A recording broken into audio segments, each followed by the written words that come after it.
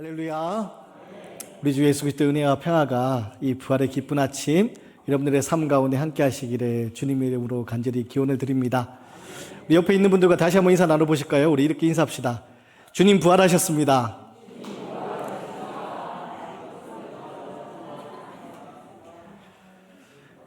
주님이 부활하신 이 기쁜 아침, 주님 부활하셨다는 이 기쁜 소식이 우리의 삶에 놀라운 새날을 열어가는 그런 고백이 되기 원합니다.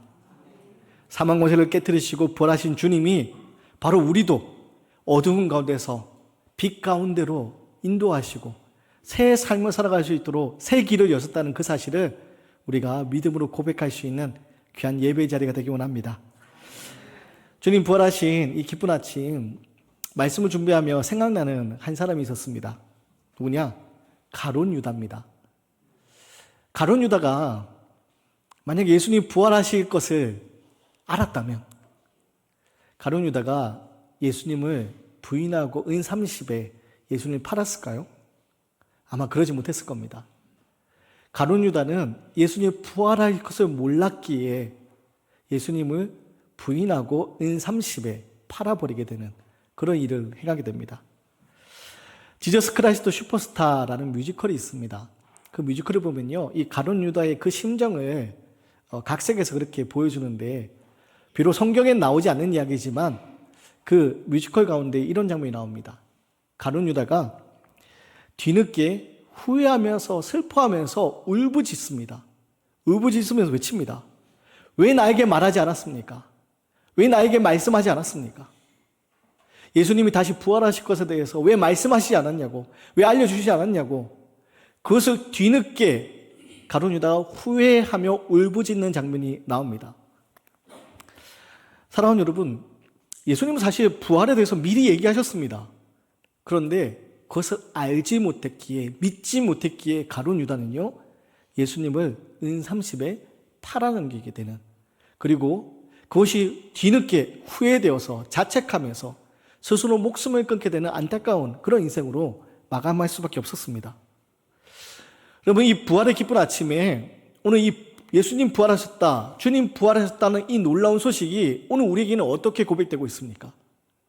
주님 부활하셨다는 소식이 정말 우리에게 믿음으로 고백되고 있습니까? 아니면 성경에 있었던 그냥 과거에 있었던 한 이야기로 우리가 그냥 그치고 있는 것이 아닙니까? 오늘날 살고 있는 이 시대에 부활의 관심이 점점 사라지고 있습니다. 오늘 이 시대에 부활 신앙이 흔들리고 있습니다. 왜입니까? 사람들이 지금 현세의 삶, 지금 내 삶에만 주목하고 그 이후의 삶에 관심을 가지지 않습니다. 뭔가 불확실하게 느껴지는 그 부활보다는 지금 내가 이 땅에 살아가는 삶에 더 많은 의미를 부여하고 이 땅에서 보다 더 잘 살기 위해서 그렇게 애를 씁니다. 그러다 보니 부활 신앙이 흔들리고 있습니다. 네, 여러분, 오늘 우리는 부활의 기쁜 소식이 들리는 이 아침에 부활 신앙을 공고하게 해야 됩니다. 부활 신앙을 굳건히 해야 됩니다. 주님 부활하셨다라는 그 외침이 그냥 공허한 외침이 아니라 내 삶 가운데 나를 변화시키며 새로운 삶으로 이끄는 그런 능력으로 주님 부활하셨다는 외침이 우리 가운데 고백되어야 됩니다. 어떤 사람들은요, 나는 예수는 믿지만 부활 신앙은 믿지 못하겠다는 사람이 있습니다. 근데 여러분, 예수를 믿으면서 부활 신앙을 믿지 못하는 건요, 예수를 바르게 믿는 것이 아닙니다. 여러분, 예수를 믿는다는 것은요, 예수 그리스도의 죽음과 그 이후의 부활에 우리가 참여하는 겁니다. 여러분, 예수님은요, 우리를 위해 이 땅에 오셔서 십자가의 모진 고통을 감내하시면서 우리를 위하여서 죽으셨습니다. 그리고 그 죽음이 끝이 아니라고, 사망 권세를 이기시고 빈 무덤에서 다시 살아나셨습니다. 그리고 주님은 우리에게 새로운 삶을 우리에게 허락하셨습니다. 그렇게 이 부활의 아침, 이 부활 사건은요, 우리에게 부활의 능력으로 고백됩니다. 왜 이 사건이 우리에게 중요하느냐? 이 부활의 기쁜 소식은요, 오늘을 살아가는 우리의 삶 가운데 절망을 소망으로, 절망을 희망으로 바꾸어주는 이야기이기 때문입니다. 오늘 말씀 보면 안식 후 첫날 막달라 마리아가 예수님의 무덤을 찾습니다. 여러분, 예수님의 무덤을 찾는 이 막달라 마리아의 그 심정이 어땠을까요? 여러분, 막달라 마리아가 누구느냐? 7 귀신 들렸던 인생입니다. 7 귀신 들렸던 인생이 예수님을 만나서 그 귀신 들던 삶에서 해방되고 회복되었던 여인입니다. 그리고 이 막달라 마리아는요, 예수님을 따르는 사람이 되었고 하나님 나라를 꿈꾸는 사람이 되었습니다. 그런데 예수님이 십자가에 매달리셨습니다. 십자가에서 피를 흘리시고 찢기시고 심지어 죽기까지 하십니다. 막달라 마리아는요, 그 예수님이 죽으시는 그 십자가 사건을 다 바라봅니다. 그리고 마침내 예수님 운명하셨을 때 막달라 마리아는요, 절망했을 겁니다. 귀신을 들렸던 자신의 삶을 회복시키셨던 예수님, 죽은 자도 일으키셨던 예수님께서 어쩌면 그 십자가의 죽음이 아니라 십자가에서 그들이 알지 못했던 방법으로 십자가에 내려오실 것을 기대했을지 모릅니다. 그런데 예수님이 운명하시던 그 순간, 칠흑 같은 어둠이 깔리던 그 순간, 막달라 마리아는 모든 소망이 끊어지게 됩니다. 그리고 안식일을 보내게 됩니다. 안식일을 보내면서 그 마음속에 얼마나 큰 슬픔과 아픔이 있었겠습니까? 모든 소망이 끊어진 자리, 예수님이 죽어진 그 자리, 맞이하는 안식일, 그 하루 종일 얼마나 괴로움과 두려움과 절망 속에 있었겠습니까? 그리고 안식 후 첫날, 막달라 마리아는 예수님의 시신이 있는 동굴, 무덤을 찾게 됩니다. 무덤을 찾는 마리아는요, 여전히 어두운 가운데 있습니다. 그 무덤에 나아가는 마리아의 발걸음이요, 무겁게 이룰 데 없습니다. 그렇게 무거운 마음을 가지고 절망 가운데 예수님의 무덤을 찾았는데 거기서 무엇을 봅니까? 무덤을 앞에 가로막고 있던 돌이 옮겨져 있는 것을 보게 됩니다. 빈 무덤을 발견하게 됩니다. 마리아는요, 그것을 보고서 무슨 생각을 하냐? 누군가가 우리 예수님의 시신을 옮겨갔구나. 누군가가 예수님의 시신을 훔쳐갔구나. 생각을 하고 깜짝 놀라서 베드로에게 달려갑니다. 요한에게 달려갑니다. 그리고 이 소식을 전합니다. 그리고 베드로와 요한이요, 급한 마음에 놀라서 뛰어와서 빈 무덤을 찾게 됩니다. 그리고 베드로와 요한도 와보니 그 무덤에 아무것도 없습니다. 빈 무덤만 놓여 있습니다. 그리고 그들은 어떻게 합니까? 베드로와 요한은요, 이내 집으로 돌아갑니다. 그리고 오늘 막달라 마리아만 그 빈 무덤 앞에서, 베드로와 요한이 돌아간 후에 빈 무덤 앞에서 절망 가운데 슬피 울고 있습니다. 그런데 여러분, 마리아는요, 절망과 슬픔 가운데 빈 무덤 앞에 울고 있었지만 거기서 오늘 이야기가 끝이 아닙니다. 오늘 우리가 읽지 않았지만 오늘 이후에 어떤 말씀이 이어집니까? 그 빈 무덤 앞에서 슬피 울던 마리아가요, 그 동굴 안을 쳐다봅니다. 고개를 숙여 동굴 안을 쳐다보니 거기에 누가 있습니까? 천사들이 있습니다. 그래서 천사들이 마리아에게 묻습니다. 여자여, 어찌하여 울고 있느냐? 어찌하여 울고 있느냐? 마리아가 앞서 베드로와 요한에게 했던 말을 그대로 전합니다. 누가 우리 예수님의 시신을 옮겨갔습니다. 누가 옮겨간지 알지 못합니다. 그리고 마리아는 여전히 누군가가 예수님의 시신을 옮겨갔다는 그 일 때문에 천사가 하는 이야기를 듣고도 슬픔 가운데 놓여 있습니다. 그리고 이 말을 마치고 주위를 살피자 어떤 사람이 근처에 서 있는 게 보입니다. 누구입니까?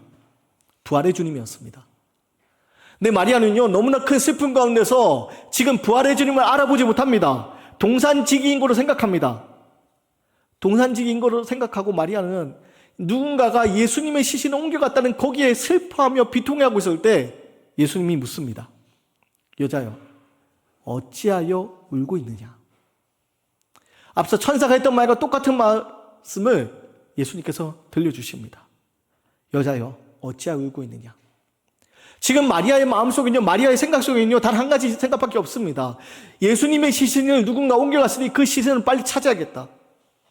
마리아는요, 그것이 자신이 할 수 있는 최선의 선택이라고 생각했습니다. 그래서 슬피 울면서 예수님의 시신을 누군가가 옮겨가는지 거기에만 관심이 있습니다. 그때 예수님 어떻게 하십니까? 그 이름을 부르십니다. 마리아야. 그리고 비로소 그 이름이 불려졌을 때 마리아가 부활의 주님을 알아봅니다.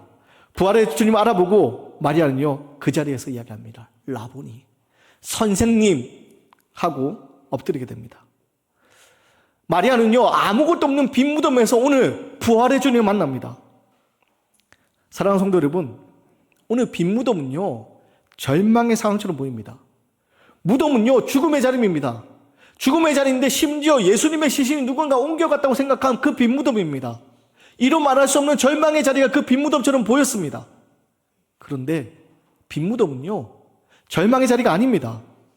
오늘 성경이 말하는 빈 무덤은요, 절망을 이야기하는 것이 아닙니다. 그 누구도 생각하지 못했던 하나님의 방법으로 바로 사망 권세를 이기시고 부활하신 주님, 그 부활하신 주님을 나타내는 자리가 바로 빈 무덤의 자리입니다. 사랑하는 성도 여러분, 우리가 일단 살아가면서 우리도 절망 가운데 놓일 때가 있습니다. 그중 죽음은 우리가 그 무엇으로도 이루 말할 수 없는 고통과 깊은 절망입니다. 그런데 오늘 주님이 그 죽음을 이기시고 부활하셨습니다. 그리고 부활하신 주님이 빈 무덤을 통해서 우리에게 새로운 생명의 길을 보여주고 계신 겁니다. 아담 아래 우리는요, 죄와 사망의 권세 아래, 죄와 사망의 법 아래 자유로울 수 없었습니다. 우리는 죄로 인하여 죽음을 맞이할 수밖에 없는 연약하고 부족한 그런 한계를 가진 인간들입니다. 그런데 오늘 예수님께서 그 무덤에서 다시 살아나셔서 사망 권세를 깨뜨리고 다시 일어나셔서 더 이상 우리가 죄와 사망의 권세 아래 놓여 있는 삶이 아니라 하나님의 영원한 생명의 자리에 나아갈 수 있는 새로운 생명의 길을 우리에게 열어주셨던 겁니다. 그래서 오늘 빈 무덤은요, 더 이상 우리에게 절망의 자리가 아니라 바로 가장 큰 절망처럼 생겨지는 그 죽음의 자리에서 하나님께서 우리가 생각하지 못했던 방법으로 새로운 일을 행하시는 놀라운 약속의 자리, 놀라운 생명의 자리, 그게 바로 빈 무덤입니다. 사랑하는 여러분, 이 땅 살아가는 가운데 우리가 감당하기 힘든 절망의 자리가 있습니다. 때로는 오늘 막달라 마리아가 느꼈던 깊은 절망처럼 그 무덤가에서 슬피 울 수밖에 없는 그런 괴로움의 자리가 있습니다. 근데 여러분, 우리들은요, 그 무덤 앞에서 슬피 우는 사람이 아니라 바로 무덤을 이기시고 나오신 주님을 통하여서 새로운 생명의, 영원한 생명의 자리가 약속된 약속의 사람들입니다. 오늘 주님 부활하셨습니다 라는 그 기쁜 소식은요, 바로 이런 우리의 삶 가운데 새로운 소망으로, 새로운 생명으로 우리에게 새 일을 행하시는 하나님의 놀라운 일들이 이루어지는 약속의 자리입니다. 사랑하는 여러분, 그렇기 때문에 오늘 부활의 아침, 우리는 예배 자리에서 부활의 소망을 가져야 됩니다. 여러분, 아무도 생각하지 못했던 방법으로 죽음을 이기시고 나와서 부활하셨습니다. 그리고 그를 믿는 자마다 우리에게 영원한 생명을 약속하셨습니다. 그렇기 때문에 이 부활의 소식은요, 우리를 새로운 삶으로 나아가게 하는 약속의 소식이고 소망의 소식이고 희망의 소식입니다. 사랑하는 여러분, 빈 무덤 앞에서 우리는 어떤 모습으로 있습니까? 부활의 주님 알아보지 못한 채 여전히 절망 가운데, 고통 가운데, 괴로움 가운데 눈물을 흘리고 있습니까? 우리 삶에 있는 여러 가지 일들로 인하여서 깨어지고 무너지는 마음으로 살고 있습니까? 여러분, 지금 우리에게 필요한 것이 뭐냐? 주님 부활하셨습니다라는 기쁜 소식, 그 빈 무덤 앞에서 부활의 주님이 마리아야 말씀하시는 그 음성을 듣고 우리는 주님 앞에 새로운 삶을 나아가야 됩니다.